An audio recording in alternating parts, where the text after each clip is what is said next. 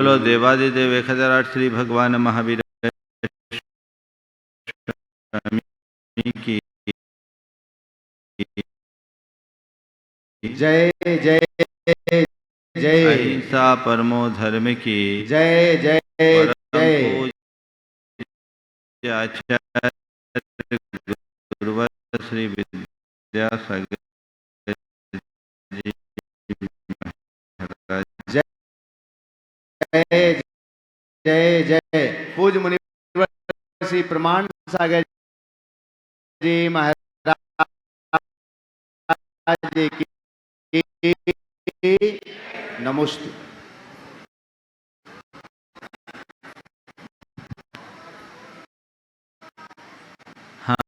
हम भोजन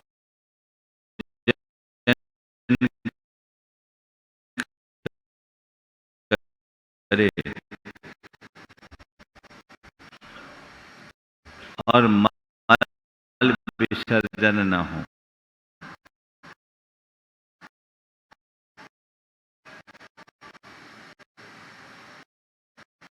तो पीड़ा होती कि नहीं होती। श्वास ले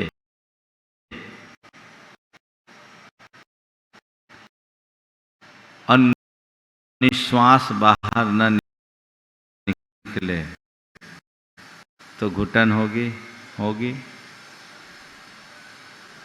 अगर भोजन किया है तो मल का विसर्जन भी जरूरी है। जीने के लिए श्वास जितना जरूरी है, निश्वास भी उतनी ही जरूरी है। बस प्रकृति का यही एक सिद्धांत है कि यदि तुमने कुछ भी ग्रहण किया है तो त्याग जरूरी है। बिना त्याग के सुख की उपलब्धि नहीं होती। आज बात उसी त्याग की है और कुछ सूत्र वाक्यों के साथ आज की 4 बातें आप सबसे करूंगा। मनुष्य ने जो वस्तु छोड़ दी है उससे पैदा होने वाले दुख से उसने अपने को मुक्त कर लिया। चीज़ों को छोड़ने के बाद चीज़ें नहीं छूटती, हमारा दुख छूटता है। क्योंकि हम चीज़ों के कारण दुखी नहीं है, चीज़ों के प्रति हमारी जो पकड़ है ना, वो हमें दुखी करती।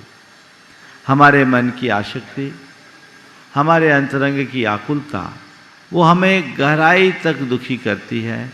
और वह दुख जितना गहरा होता है, हमारा जीवन उतना ही उलझता जाता है। अपने जीवन को दुख मुक्त करना है तो चीज़ों को छोड़े। दूसरा वाक्य, त्याग से अनेक प्रकार के सुख उत्पन्न होते हैं। त्याग से अनेक प्रकार के सुख उत्पन्न होते हैं। इसलिए यदि तुम अधिक समय तक सुख भोगना चाहते हो तो शीघ्र त्याग करो। भोग से भी ज्यादा महत्वपूर्ण त्याग है। भोजन न करो तो उतना फर्क नहीं पड़ेगा, पर पेट साफ ना हो तो हालत खराब होगी, है ना। तो यदि तुम अपने जीवन में सुख प्राप्त करना चाहते हो तो त्याग करो। जितना त्याग करोगे उतना सुख मिलेगा। अगला वाक्य, अपनी 5 इंद्रियों का दमन करो और जिन पदार्थों से तुम्हें सुख मिलता है उन्हें बिल्कुल ही त्याग दो। अपने 5 इंद्रियों का दमन करो और जिन पदार्थों से तुम्हें सुख मिलता है उन्हें बिल्कुल ही त्याग दो। तुम्हें जिन पदार्थों से सुख मिलता है ऐसा तुम मानते हो, यथार्थ उसमें सुख नहीं, केवल सुखाभास होता है, क्योंकि वो अल्पकालिक सुख देकर अधिक काल तक दुख प्रदान करते हैं। उसमें सुख नहीं, सुख का आभास मात्र है।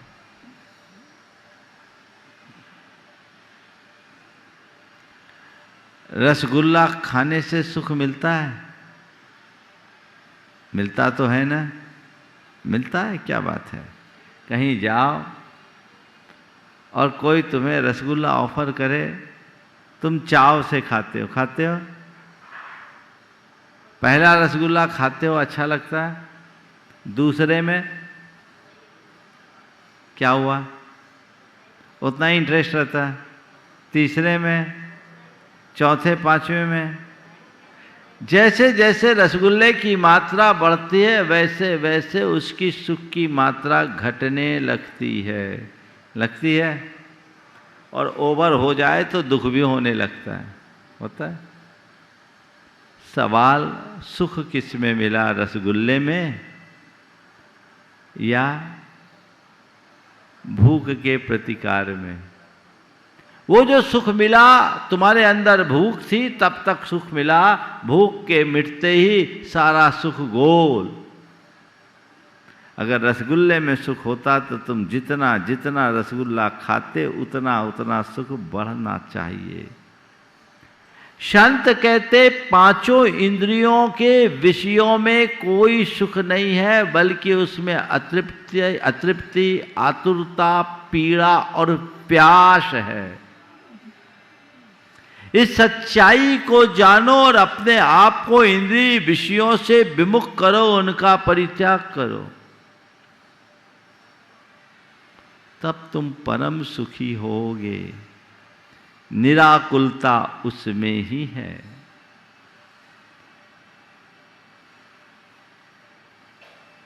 जो लोग पुनर्जन्म के चक्र को बंद करना चाहते हैं उनके लिए शरीर भी अनावश्यक है।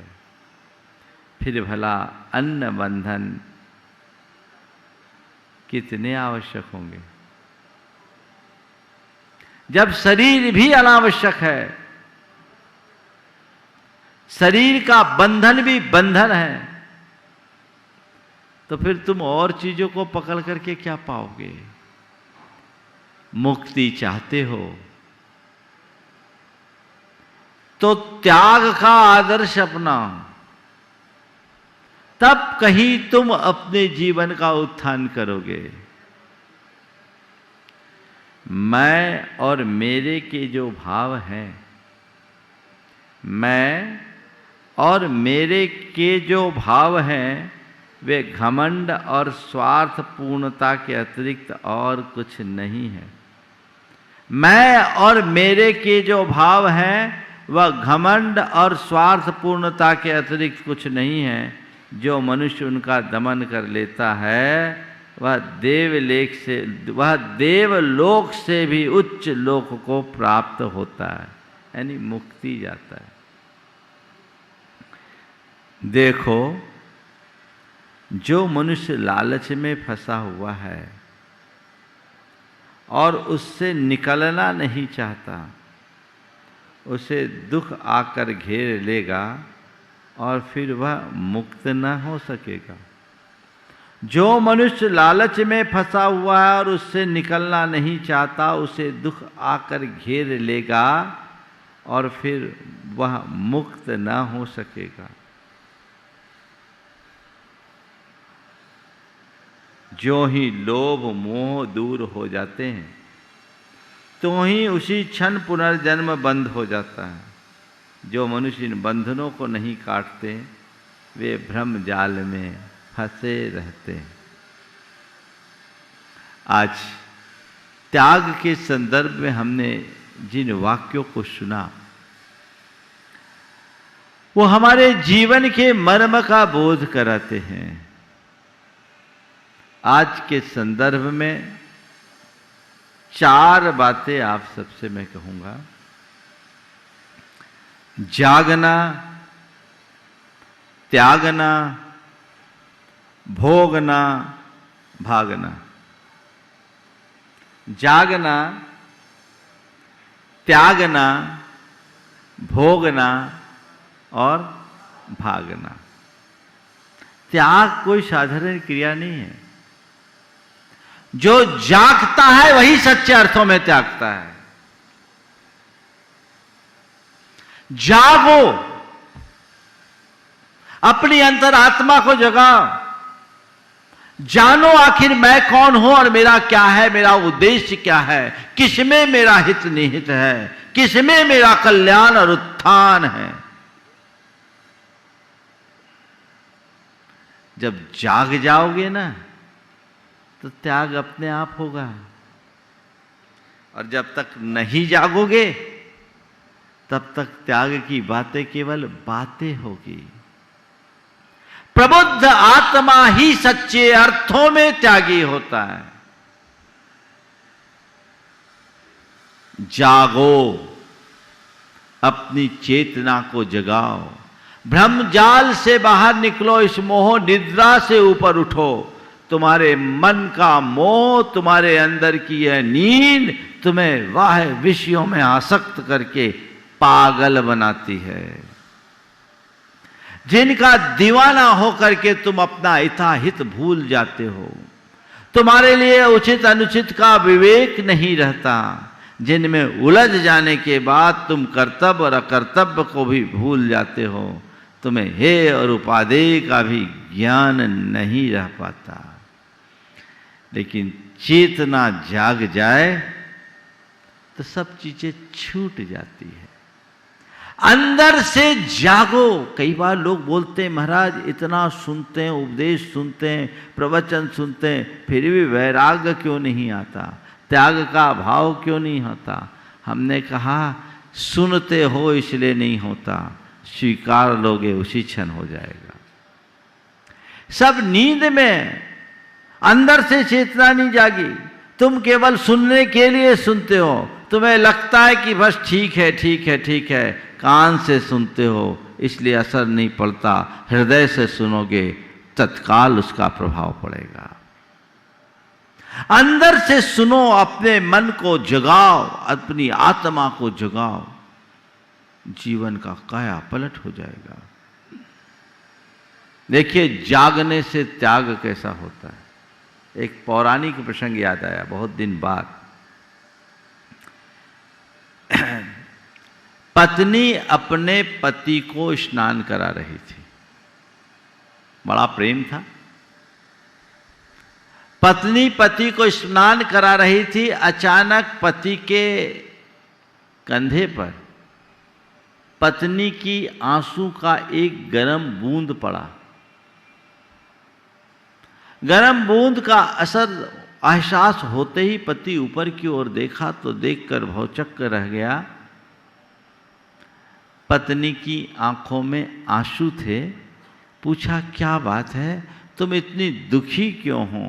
बोले बस यूं ही भैया की याद आ गई, बस यूं ही भैया की याद आ गई। बोले याद आ गई तो रोने की क्या बात है? बोले क्या बताऊं, सुना है उनने दीक्षा लेने का मन बना लिया। सुना है उनने दीक्षा लेने का मन बना लिया है। अरे अभी सुना है मन बना लिया, लिया थोड़ी है, ऐसे तो बहुत मन बनाते हैं। अभी से रोने की क्या जरूरत है? अभी सुना है मन बनाया है, लिया थोड़ी है, ऐसे तो मन बहुत लोग बनाते हैं, कल मन पलट जाए क्या भरोसा। पत्नी को थोड़ा बुरा सा लगा, भाई की आलोचना हो रही, कैसे बर्दाश्त कर ली। बोले देखो वो अपने वचन के बड़े पक्के आप जैसे नहीं है, आप भी तो गए थे प्रवचन सुनने, आप पर तो इतना भी असर नहीं पड़ा। वे अपने वचनों के बड़े पक्के आप जैसे नहीं है, आप भी तो प्रवचन सुनने गए थे, आप पर तो बिल्कुल भी असर नहीं पड़ा। उसने कहा छोड़ो ये सब बातें, वो कुछ नहीं करने वाला। बोले नहीं नहीं, वो कहते हैं, वो अपने वचनों के पक्के हैं, कहते हैं समय का भरोसा नहीं, मुझे तो दीक्षा लेना ही है। इतनी सी बात हुई, पति एकदम से हड़बड़ा कर उठा। बोले चलो चलता हूं। मैं चला। पत्नी ने पूछा कहाँ? बोले जहां की बात हो रही थी। बोले ये क्या पागलपन? बोले पागलपन अब खत्म हो गया, तूने मुझे जगा दिया।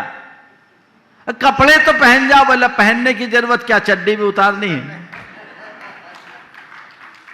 तूने मुझे जगा दिया, मैं सोच रहा था, वो अभी सोच रहा है, विचार कर रहा है, लेकिन बात बिल्कुल समझ में आ गई कि समय का भरोसा नहीं है।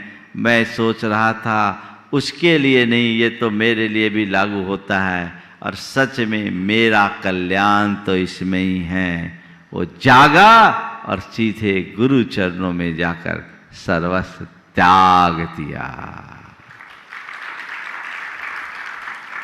जिस क्षण तुम्हारी चेतना जागेगी उसी क्षण त्याग प्रकट होगा। बिना जागृति के किया गया त्याग ऊपरी आडंबर बन जाता है। बहुत सारे लोग हैं ऊपर से त्याग तो देते हैं, लेकिन उस त्याग का अहंकार पालते रहते हैं। मैंने त्यागा, मैंने छोड़ा, ये मैंने किया। अरे तेरा था क्या जो तूने त्यागा? त्याग के बाद भी यदि त्याग के प्रति राग है तो तुम अभी जागे नहीं हो। ये भेष का परिवर्तन है, चेतना का नहीं। त्याग चित्त के रूपांतरण से घटित होता है, केवल भेष के बदलने से नहीं। तो त्यागना चाहते हो तो अपने चित्त को बदलो, और चित्त को बदलने के लिए चेतना को जगाओ। जब जागोगे तभी त्याग सफलीभूत होगा, जिसमें अहंकार और ममकार सब छूट जाता है। मैं और मेरे के जो भाव हैं वे घमंड और स्वार्थपूर्णता के अतिरिक्त कुछ नहीं है। जो मनुष्य उनका दमन कर लेता है वह देवलोक से भी उच्च लोक को प्राप्त करता है। चेतना जगनी चाहिए। जाग जाओगे तो तुम्हें समझ में आ जाएगा कि मैं कौन हूं, मेरा क्या है, मैं क्या कर रहा हूं, मुझे क्या करना चाहिए। जीवन का सार किसमें, आसार किसमें? तो जागने के बाद त्यागना होता है। जो जागते हैं वो त्यागते हैं। पर आजकल जागने और त्यागने वाले लोग कम हैं, भोगने और भागने वाले लोग ज्यादा हैं। भोगना दुख का कारण है। भोग तो रहे हो, पंचेंद्रिय के विषयों का भोग निरंतर चलता रहता है। ये भोग है जो मनुष्य को उलझाता है। भोग दुख का कारण है, भोग रोग का कारण है। ये सबका अनुभव है। भोगों से आज तक तुम्हें मिला क्या, ये बताओ।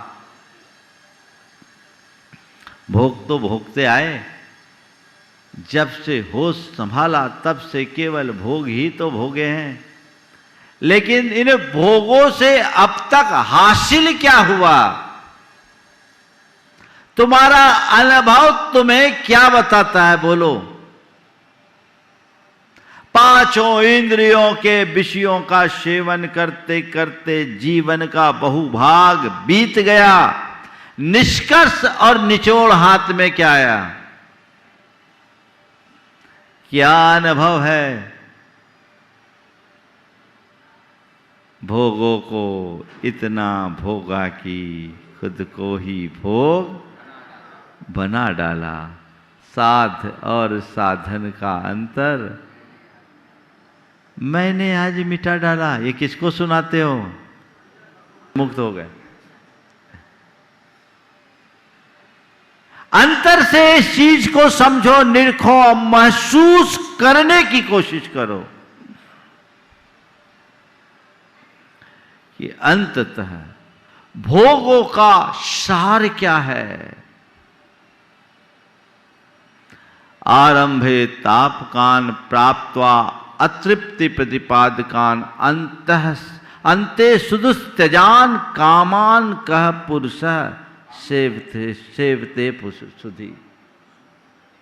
जो उपलब्धि के पूर्व आकुलता दे, उपलब्धि के बाद आतुरता दे, अतृप्ति दे, प्यास दे, पीड़ा दे, और जिसे छोड़ना बहुत कठिन है, उसी का नाम भोग है। जो केवल उलझा के रख दे। भोगों की चाह एक ऐसी चाह है जहां दौड़ तो है पर मंजिल नहीं, जो जिंदगी भर तुम्हें दौड़ाते रहे, दौड़ाते रहे, दौड़ाते रहे, बस दौड़ते ही रहो, पहुंचने कहीं न दे, वो भोग है। तो इस भोग से क्या पाओगे? कुछ भी नहीं ना। अगर अपने अतीत के अनुभवों को ध्यान में रखो तो भोगों की चाह अपने आप समाप्त हो जाती है, और जब भोगों की चाह समाप्त होती है तो मनुष्य की राह अपने आप बदल जाती है। जब तक तुम्हारे मन में भोगों की चाह बनी रहेगी, तुम सही राह पर नहीं चल सकोगे। अपनी इस भोगों की चाह को मिटाना है तो अपने भोगों के अनुभवों की समीक्षा करो। सबको पता है भोगों में सार नहीं है, बोलो, पता है ना? सच में बोल रहे हो कि हमें खुश करने के लिए बोल रहे हो? फिर भी क्या कर रहे हैं? दुष्यंत कुमार की ये पंक्तियां बड़ी सार्थक दिखती है। हाथों में अंगार लिए मैं ये पूछता रहा, हाथों में अंगार लिए मैं यह पूछता रहा, कोई मुझे इन अंगारों की तासीर बता दे। अरे तासीर पूछने की जरूरत क्या? हाथ जल रहा है, समझ लो, फेंको उसे, नहीं तो अभी तो केवल झुलसे हो, सब नष्ट भ्रष्ट हो जाएगा। अंतर मन में ऐसी समझ विकसित होने पर ही जीवन के उत्थान का मार्ग प्रशस्त होता है, अन्यथा कोई रास्ता नहीं है। तो आत्मा के कल्याण के मार्ग पर आगे बढ़ो, भोगों की समीक्षा करो। एक व्यक्ति ने अपने मित्र को समाचार दिया, विवाह का आमंत्रित किया, गया, खुद गया, उसके विवाह में सम्मिलित हुआ, और जब गया तो उसने 1000 रुपये का गिफ्ट भी दिया। 6 महीने बाद फिर उसका मैसेज आया कि मेरी पहली पत्नी को मैंने छोड़ दिया, दूसरा विवाह हो रहा है, इसलिए आप आओ। तो जब दूसरे विवाह की बात आई तो कहा अभी तो विवाह किया, मैं क्या जाऊं। उसने अपने बेटे को भेजा और 500 रुपया का लिफाफा भेजा। साल भर बाद तीसरा फिर प्रस्ताव आ गया। उसमें लिखा कि मैं एक सुंदर पढ़ी लिखी घर का काम करने वाली लड़की से विवाह करना चाहता था। पहली सुंदर थी, पढ़ी लिखी थी, घर का काम करना भी जानती थी, पर बीमार रहती थी, इसलिए मैंने छोड़ दिया। दूसरा, मैंने स्वस्थ लड़की को लिया, उससे शादी की, वो सुंदर है, पढ़ी लिखी है, स्वस्थ भी है, घर का काम भी करती है, पर जबान की खराब, बड़ा उल जलूल बोलती, सीधे मुँह बात नहीं करती, इसलिए मैंने उसको भी छोड़ दिया।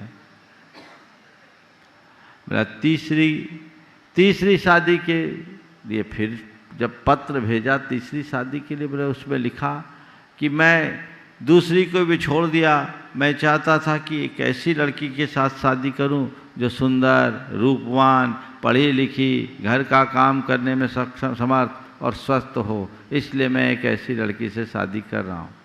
तो तीसरी बार वो न खुद गया न बेटे को भेजा, अपितु 500 रुपया का लिफाफा भेज दिया। साल भर बाद फिर चौथा पत्र आ गया और चौथी शादी।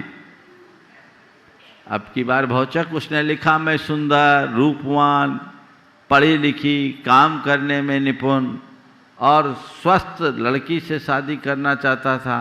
ये मेरी तीसरी आई तो ठीक, लेकिन बड़ी आलसी थी, इसलिए शादी नहीं हो पाई। अब मैं चौथी शादी करने जा रहा हूँ। तो उसने जब चौथी बार आए तो न खुद गया, न नौकर, न भाई को, बेटे को भेजा, न लिफाफा में कोई पैसा भेजा। चौथे में एक पत्र भेजा और कहा, अनुभव पर आसक्ति की विजय। अनुभव पर आसक्ति की विजय, है ना। हंसी आ रही है। ये कहानी तुम्हारी भी हो सकती है। हो क्या सकती है? बोलो, हो सकती है कि है? 4 शादियां नहीं कर रहे पर काम तो वही कर रहे। वही तो 5 इंद्रियों के विषय है, बार बार तो उन्हीं की तरफ जा रहे। इसमें ये कमी, इसमें ये कमी, इसमें ये कमी, इसमें ये कमी, इसमें ये कमी। तुम हर बार विषयों का आश्रय लेते हो और मन अतृप्त होता है, दूसरी की तरफ झांकते हो, तीसरी की तरफ भागते हो, चौथी की तरफ भागते हो। जिंदगी भर केवल भागते रहते हो, पहुंचते कहां हो? है ना।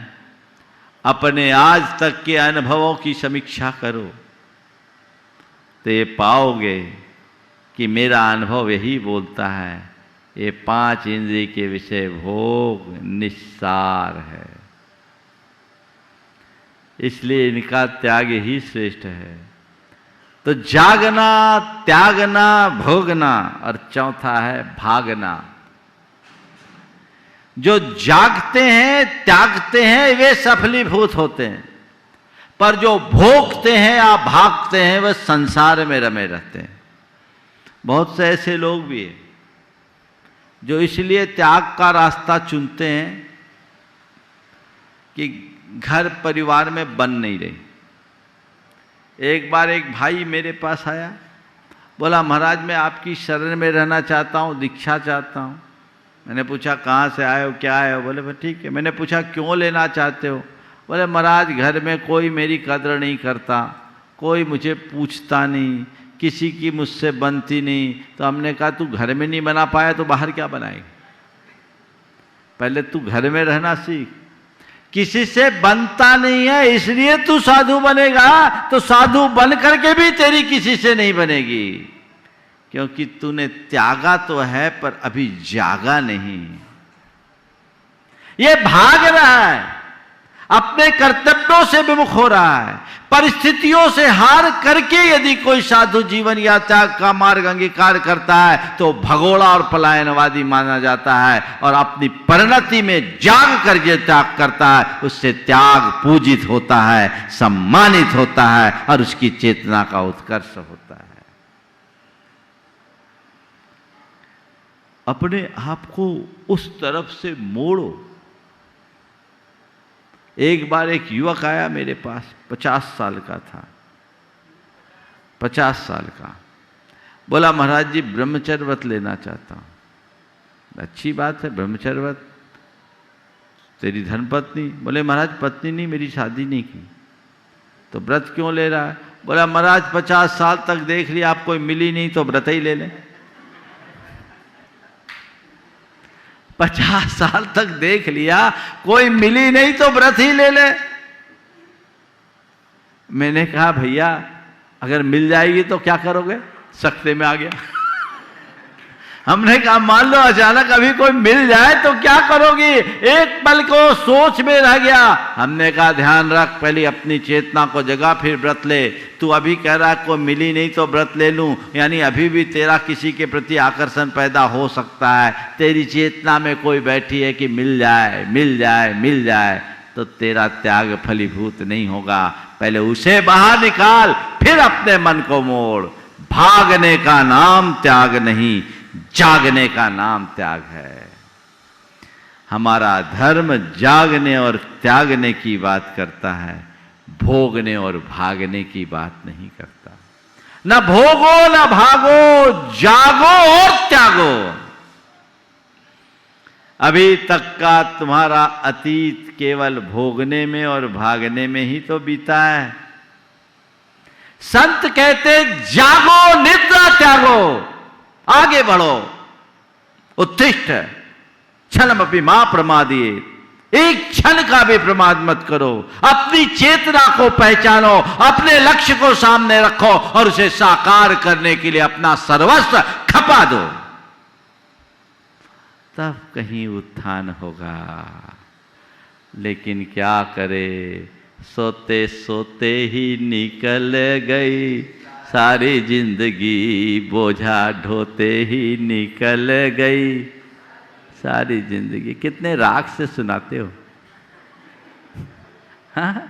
अरे दूसरे को मत सुनाओ, अपनी अंतरात्मा को सुनाओ, जिससे अंदर से जाग सके और त्याग का चरम आनंद ले सके। सुख की उपलब्धि तभी होगी। हम महापुरुषों के जीवन चरित्र को पलट कर देखते, एक पल लगता है त्याग में, तो उस त्याग के परम आदर्श को हम समझें, तभी हम अपने जीवन को आगे बढ़ा सकेंगे। भारत की परंपरा त्याग और त्यागी को आदर्श मानने की परंपरा रही है। भारत की पहचान त्यागी, व्रती, साधु संतों से हुई है, राजा महाराजाओं से नहीं। बस इस बात को समझो और उसी आदर्श को अपने भीतर जगाओ, जाग करके त्यागो। कोई भी त्याग तुम्हारे अंदर जब बोधपूर्वक होता है तो वह तुम्हारे जीवन का श्रृंगार बन जाता है, और बिना जागृति के त्याग करोगे तो कहीं न कहीं वो मन का बोझ बनकर रह जाएगा। तो बस जागना, त्यागना, भोगना, भागना में बस पहली दो बातें अपने भीतर जगा लो और पीछे की दो बातों से अपने आप को दूर रखो। जीवन का उद्धार हो जाएगा, हम अपना कल्याण कर पाएंगे। समय आप सबका हो गया, यहीं पर विराम। बोलिए परम पूज आचार्य गुरुवर श्री विद्यासागर जी महाराज।